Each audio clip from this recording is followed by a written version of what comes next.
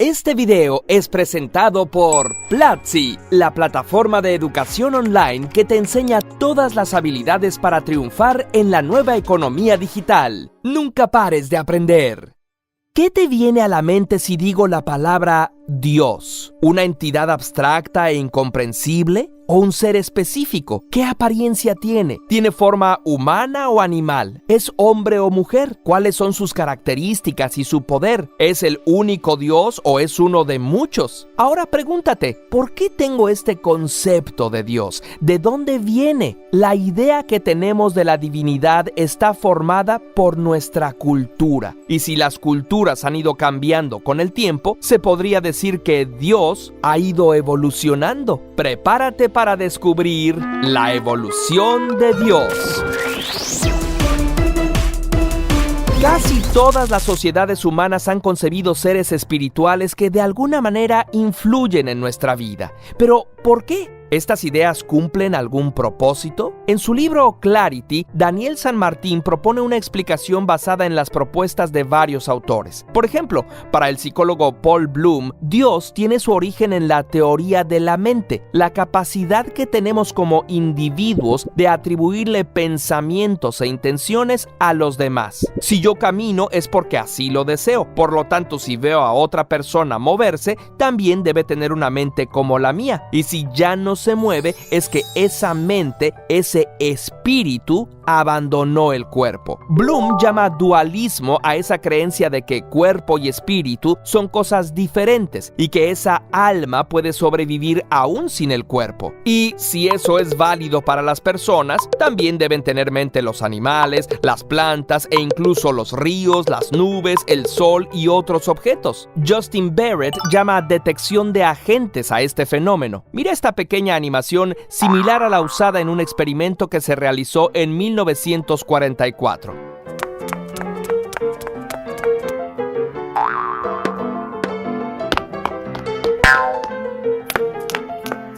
Aunque se trate de simples figuras geométricas, automáticamente les atribuimos agencia, intenciones, capacidad de acción y hasta personalidades. La teoría de la mente y la detección de agentes triunfaron evolutivamente porque nos permiten anticipar las acciones de los demás seres vivos, y fue fácil aplicarla incluso a los no vivos. Se le llama animismo a esta primera forma de religión, la idea de que los seres y fenómenos de la naturaleza y el cosmos poseen un ánima y un numen, o sea, un poder más allá de su existencia corpórea. Así, un río que genera vida podría ser una divinidad a la que hay que venerar. El sol y la luna regirían los ciclos cósmicos y hasta un conejo capturado para comerlo requeriría reverencia. Y los cuerpos de los familiares muertos, cercanos a nuestros sentimientos, debían ser tratados con respeto o incluso conservados, y sus espíritus también serían objeto de veneración. ¿A dónde se iban las almas? En este momento surge la idea de un más allá y de que ciertas personas, quizá neurológicamente atípicas, eran capaces de conectar con ese mundo de los espíritus humanos y animales. A estas personas se les llama chamanes y a esta forma de religión, chamanismo. También surge en esta etapa el culto a los antepasados, sobre todo a aquellos y aquellas que fueron importantes por su legado. Después de varias generaciones, algunos de estos ancestros pudieron volverse figuras míticas, incluso mezclándose con los poderes animales o naturales. Anoche, el abuelo venado me habló, diría un chamán. Sin historia escrita, es muy difícil saber con precisión cuál fue la primera divinidad. En algún momento del Paleolítico, la gente se empezó a preguntar ¿quién creó el mundo? ¿De dónde salió? Por mucho tiempo los seres humanos solo representaron animales en su arte, pero hace 30.000 años se empezaron a representar formas humanas. Como muchas de las figuras más antiguas encontradas son de mujeres de formas exuberantes, existe la hipótesis de que las primeras divinidades divinidades fueron femeninas. Tiene mucho sentido, ya que las sociedades en ese entonces tendían a ser más igualitarias y el principio femenino, con su capacidad de generar vida y de alimentar, cuidar y nutrir, era visto como sumamente poderoso. Así, quizá Dios nació como la gran diosa. Si de las mujeres surgen las personas, entonces de ella nació el mundo y todas sus criaturas. En ese entonces no había religión organizada, así que cada tribu tendría sus variantes. En esta sería la diosa de la fertilidad y de la siembra. En esta, la diosa de la luna y de los ríos, siempre asociada con los lugares húmedos, la tierra, los manantiales y las cuevas. Se piensa que diosas como la cananea Astarte, la babilonia Ishtar o la griega Demeter y la romana Ceres son descendientes de la gran diosa.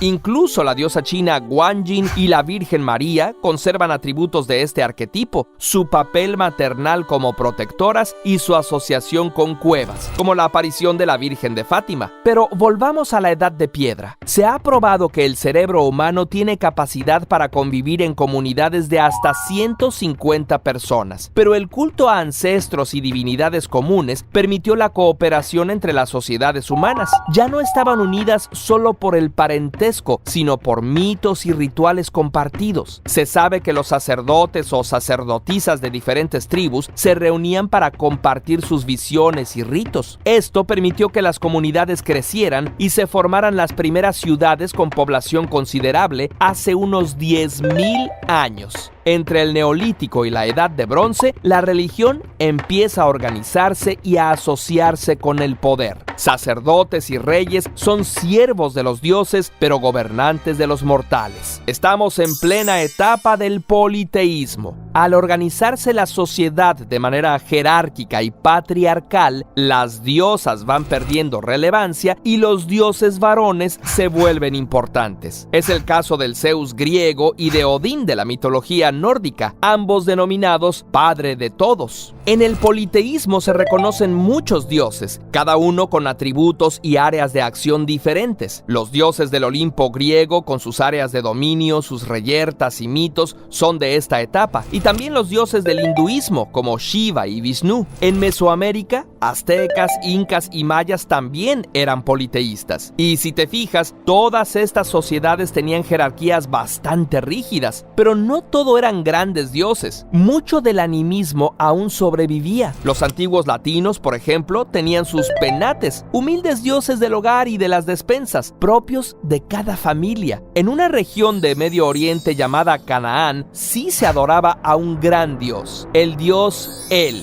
padre y jefe de otros 77 dioses. En esa región vivieron los primeros hebreos, que también adoraban al dios El junto con otros dioses como Baal. Al parecer se concentraron en uno de los nombres de El, Yahweh, el que sopla. Poco a poco empezaron a hacer una distinción entre su Yahvé y El, el dios original. Al principio los hebreos eran enoteístas, creían que los demás dioses también eran dignos de adorarse, pero no eran tan buenos como el suyo, y luego se hicieron monolatristas. El suyo era el único dios digno de adoración. El judaísmo fue influido por dos religiones: el culto a Atón, el dios solar que el faraón egipcio Akenatón afirmaba que era el único dios, y el zoroastrismo, religión de la antigua Persia que adoraba a Ahura Mazda, el dios creador que otorgaba premios y castigos según cómo te hubieras portado en la vida y que tenía a sus órdenes ejércitos de ángeles. La noción de un espíritu que encarnaba el mal, enemigo de Dios, y de que un día vendría un Mesías y habría un juicio final, también son zoroastrianas. El judaísmo así entró en la etapa monoteísta, afirmando que el suyo era el único Dios verdadero, al grado de juzgar como idólatras a quienes adoraban a otros dioses y hacerles la guerra. Del judaísmo surgen las otras dos grandes religiones monoteístas. Primero, el cristianismo, con influencia del mitraísmo y el gnosticismo, y después el islam. Ambos se expanden por el mundo. El cristianismo recibe mucha influencia de los filósofos griegos, especialmente Platón y Aristóteles, y buena parte de la imagen del cielo y de Dios que tenemos actualmente proviene de esas fuentes. El cristianismo cristianismo se separa en el occidental y el oriental, y finalmente el occidental se divide en catolicismo y una variedad de denominaciones protestantes.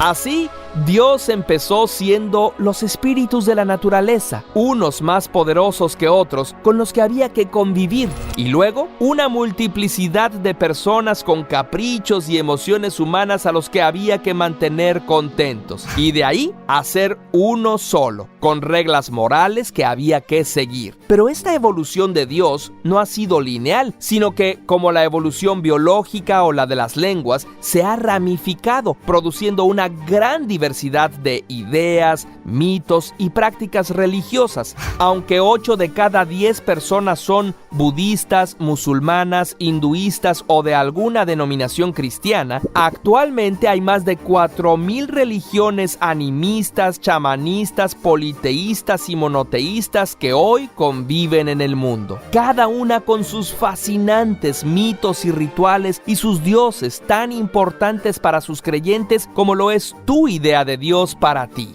Ojalá este video alcanzara para mencionar aunque sea a una fracción de ellos. La noción de Dios ha ido cambiando, pero siempre ha servido para moderar nuestros impulsos egoístas y guiar nuestra ética, también para crear comunidades que se apoyan y comparten creencias y costumbres. Pero de igual forma ha sido pretexto para agredirnos y excluirnos unos a otros. ¿Será posible coexistir en paz? ¿Y tú cómo piensas que evolucionará la idea de Dios en el futuro? Dínoslo en los comentarios, curiosamente. Y si quieres lograr aprendizajes nivel Dios, conoce Platzi. Aprende programación y crea un juego donde tú seas un Dios. O estudia emprendimiento y sé el señor de tu propio negocio. O cualquiera de los 700 otros cursos de diseño, ciencia e idiomas. Entra a platzi.com/curiosamente para obtener un mes gratis en el programa de tu elección. Y nunca pares de aprender.